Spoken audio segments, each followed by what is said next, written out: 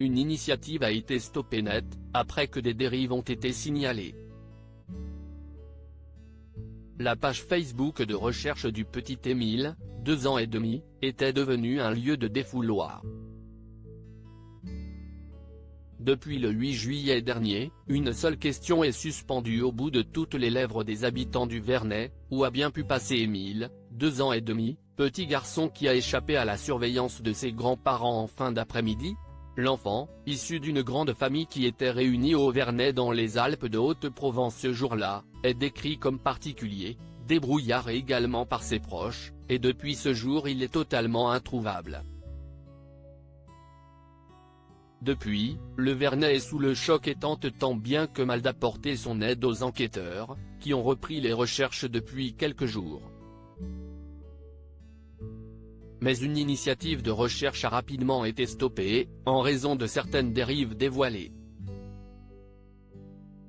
C'est ce que nous apprend le site du Dauphiné Libéré, ce mercredi 2 août, devant l'émotion et la tragédie qui entourent cette affaire de disparition d'un enfant de 2 ans et demi, une initiative a dû être stoppée net. La création d'un groupe Facebook de soutien à l'enfant a en effet été supprimée.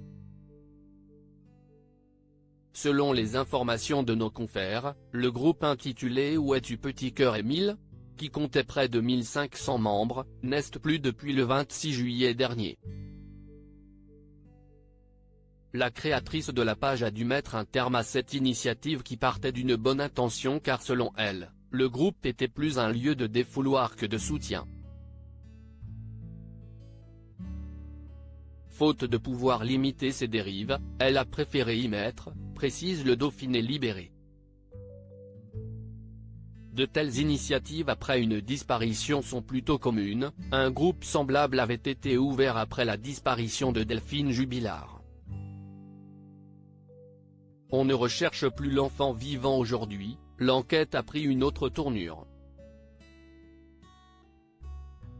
En effet, depuis quelques jours, les fouilles ont repris du côté du Vernet, elle qui avait été délaissée un temps au profit de l'analyse au bureau de Marseille. Mais la phase est tout autre, il n'est désormais plus question de rechercher l'enfant vivant. Interrogé par Le Figaro, le général François Daoust, expert criminalistique, a livré des détails sur cette enquête qui semble toujours au point mort. Révélant aussi la difficulté qui réside dans le tri entre témoignages et faux témoignages. Depuis 3 semaines, les enquêteurs n'excluent cependant aucune piste.